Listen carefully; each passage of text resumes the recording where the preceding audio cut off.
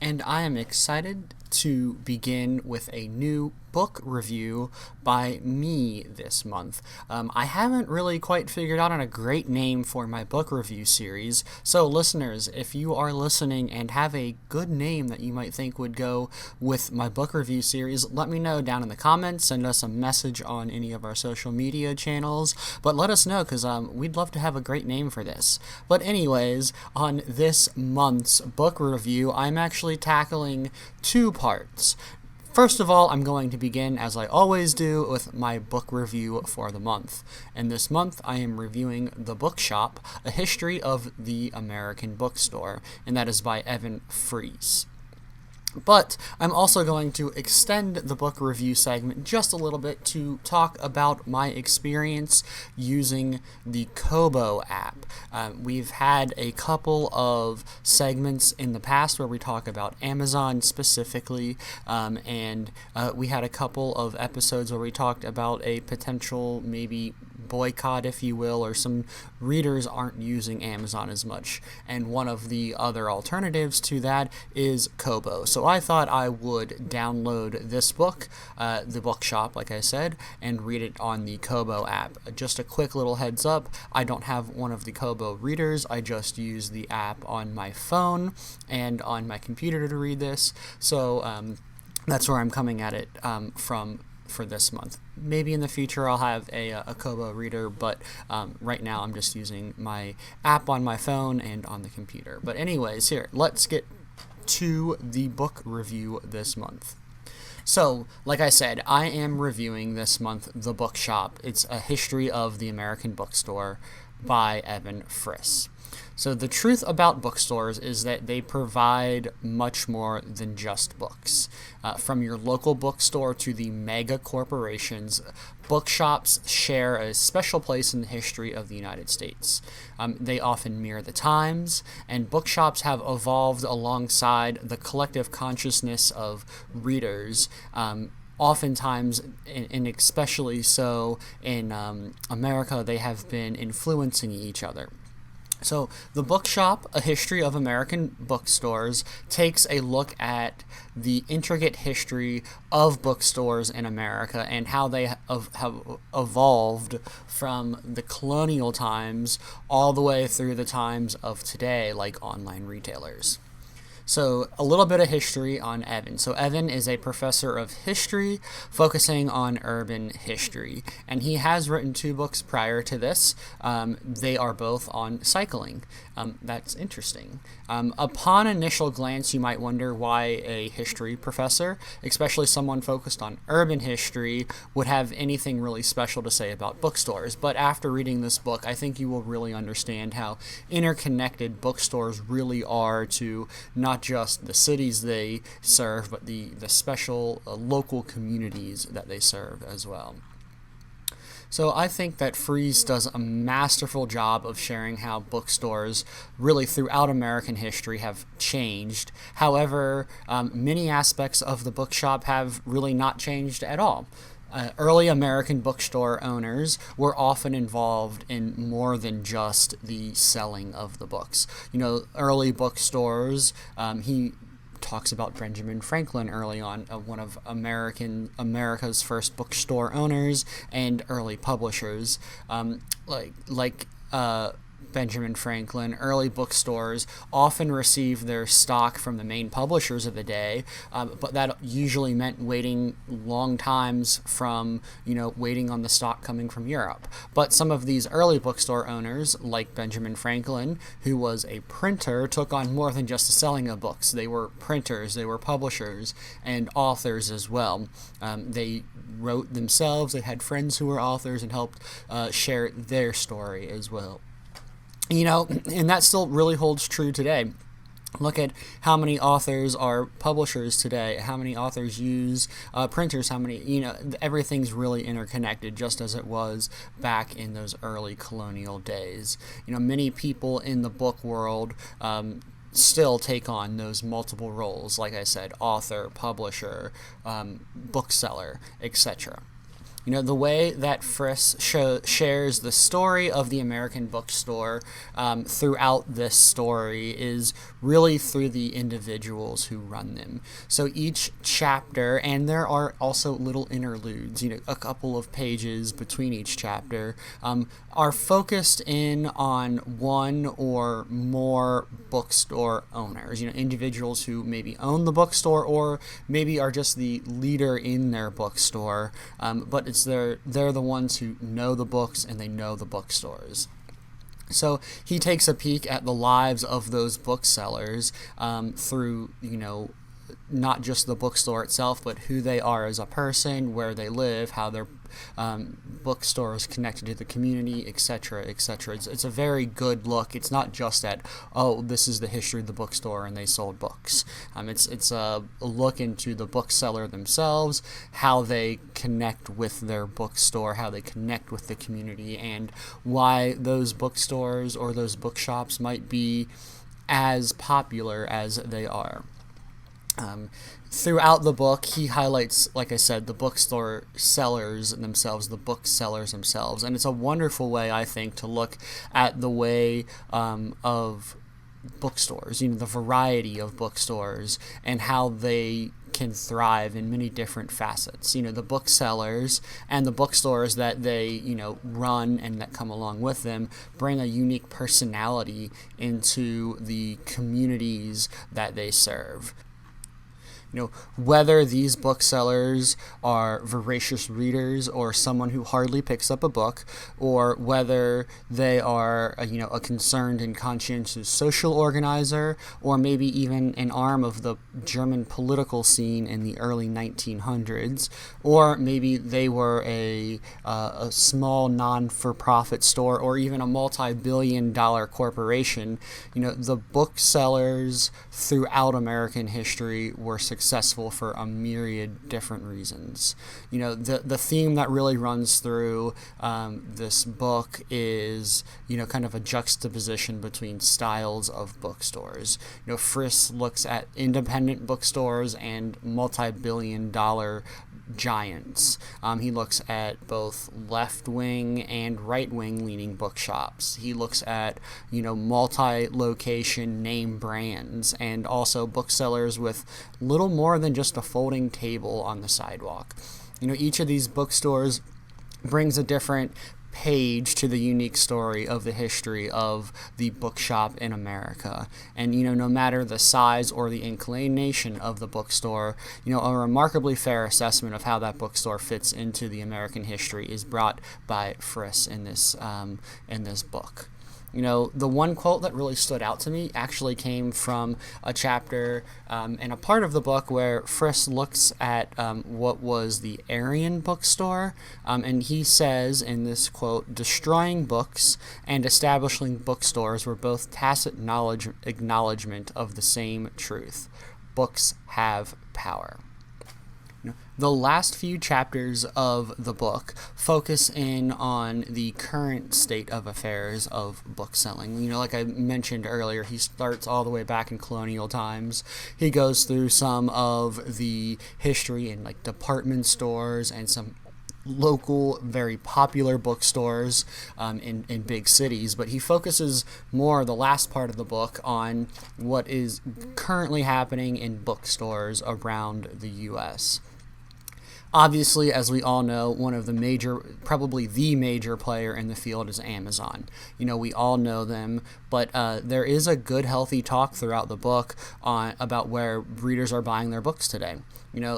One thing that is really interesting is, yes, Amazon is very big online. We know they sell books, they sell ebooks, they sell audiobooks, etc. But he actually talks about some of the brick and mortar Amazon bookstores. They actually built bookstores, and they are a different breed than what we would normally expect of a bookstore. Maybe a bit of a sanitized version of what many of us think of as bookstores. But I do think that it is an important look at how not just the small local corner bookstore is actually a part of the American bookstore history. Another thing that he looks at is Barnes & Noble. Barnes & Noble, used to be the big man on the block when before Amazon was huge. But he talks about going from this big giant mega corporation to a store that readers and buyers were really trying to save because of their interactions with Amazon. He also talks then about some of the smaller retails like independent bookstores. The independent bookstores are obviously a huge part of the community, and they bring about, a good events. They bring in fun authors to talk. They bring in, just connection with the community. He talks about how bookstores really do fit into the community that they are a part of, and the real truly successful ones are successful not because they try to pigeonhole themselves into a community and take over that community. It's because they really find a community and serve the community that they are looking for. Another area that he talks about throughout the book, and I think this is really well done part, is he talks about really kind of the effect that the pandemic had on bookstores. Are we still in a healthy place with regards to buying books themselves? Are bookstores really selling more books, or is it kind of smoke and mirrors? Part of it is there are definitely more readers out there. Readers are buying more and more books every year. But how is that actually affecting bookstores, and how did the pandemic play into that effect? He does a great job at looking at that. Just to kind of wrap this all up, though, I do want to say that I really did enjoy reading this book. I love the look into the bookstores themselves. I love the look into the booksellers themselves. There's a little bit about any type of bookstore you can think about. So, there is a great variety of history that Evan Friss looks at into this book. I really think that this is a great book for anyone to read, whether you are a reader just reading for fun, but especially if you are an author or someone in the publishing industry. I think this is a great look at really the final part of where the books go when they're written and published, because we all know and we all want to see more books, see our books in bookstores, but how does it get there? How do bookstores be successful? Why are they so important in the history of America? So I think this is a great book for anyone who is a part of the publishing industry to pick up and read. So, with that, I think I would give this book a 4 out of 5 star rating. Great book to read, a lot of fun, informative facts, and I think that really the only thing that I would suggest for maybe the future or another book that he reads is there were some interludes that I mentioned. They're kind of shorter, smaller looks at things. I feel like while they were informative, they may have worked better, just as part of the chapters themselves. Sometimes I was a little bit confused as to why we were talking about a certain thing. But, other than that, I think it was a great book. Definitely pick this up wherever you buy your books, in whatever bookstore that you buy your books. So, with that, I do want to take a little bit of a look at what Kobo is. So like I mentioned before, Amazon, big player in the game, but with a lot of things going on with Amazon now, we have talked about some potential boycotts from Amazon, things like that. So I wanted to see where else are readers reading books, and where else are authors actually trying to sell their books. It's not just Amazon that you can sell your book. There's a lot of different ways that you can expand your distribution. And one of them is through Kobo. So I was going to see what it was all about. What is Kobo all about? Like I mentioned up at the top of the segment here, I do not have a Kobo e-reader. I did just read this book on my my phone and my computer app, but I did want to give you a little bit of a look at what that really meant. So let me give you a quick little background on Kobo. So Kobo was started by Indigo Books up in Canada. Eventually, it was turned into its own company, but now it is owned by Rakuten. And actually, Rakuten is sometimes called the Amazon of Japan. Kobo itself offers many of the same things that Amazon offers. They have ebooks, audiobooks, they have tablets, e-readers, e-reading apps, but whatever you can find, usually hardware-wise, is going on Amazon is also going to be on Kobo, just slightly, their brand. By and large, when it got to the actual reading itself, in the app itself, there was not much of a difference between the Amazon app and the Kobo app.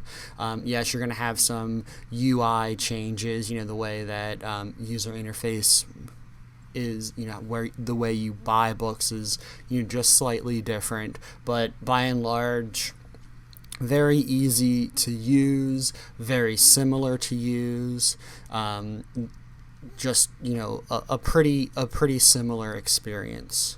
The online store where you do buy books on Kobo has pretty much the same products you would find from any of the major publishers. The only real big difference is, like I mentioned kind of earlier, depending upon the way the distribution works for indie authors, some indie authors have not put their books on Kobo as well. So you might see some differences in availability there. But like I said, major publishers are going to be pretty much the same between Amazon and Kobo. All in all, there really wasn't too much of a difference between reading on the Kindle app or my Kindle versus reading on my Kobo app. Really, the biggest thing that was different for me was just the ability to track your progress. I don't know about you, but I'm a huge fan of using the story graph, or maybe most of you will know Goodreads, a way to track what books you're reading, the progress you've made, etc. But I found it a little bit difficult in the Kobo app to track my progress through the book. I saw there were like tracking markers for the ebook and some page references, but they were only within the chapter, and it was really kind of hard for me to find the overall progress of the book as I was reading through it. Just like in the Kindle app, you see your library when you open up the app. And when I was in there, I did see a little percentage at the bottom of the book, but I was reading a couple of books at the same time, both this one and then a couple for pleasure throughout, just to get a better feel for Kobo. And what I noticed is that there were some percentages that showed up, but either those percentages didn't change as I moved through, or they kind of got confused with the other book I was reading, so it was kind of hard to figure out where I was in the actual progress, the overall progress of the book.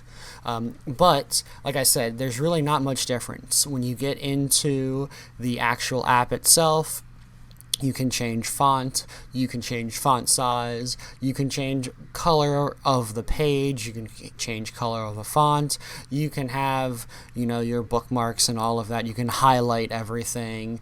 So really, usefulness, it was pretty much the exact same as what you would think of for a Kindle app.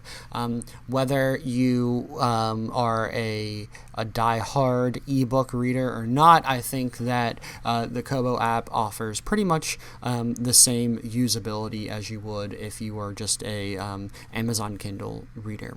Honestly, between the Kobo and the Amazon, like I said, there's not really much difference between the two besides just those few small quality of life differences that I mentioned. And also the availability of some authors on Kobo.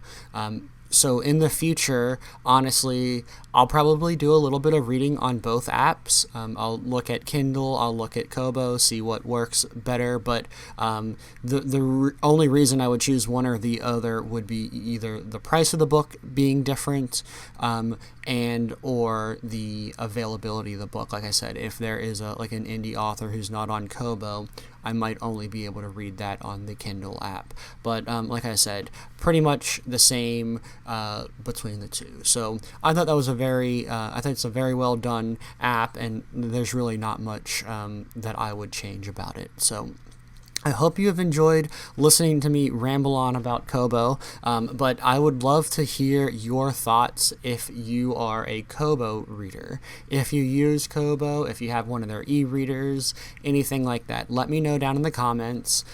Send me a message, like I said, on social media. Let me know what your thoughts are on Kobo and whether or not you have enjoyed it, or if there's any differences or similarities that you see between this and the Kindle app that I didn't mention. Let me know. I'd love to talk more about this, and I'm sure in the future we will talk more and more about Kobo as well.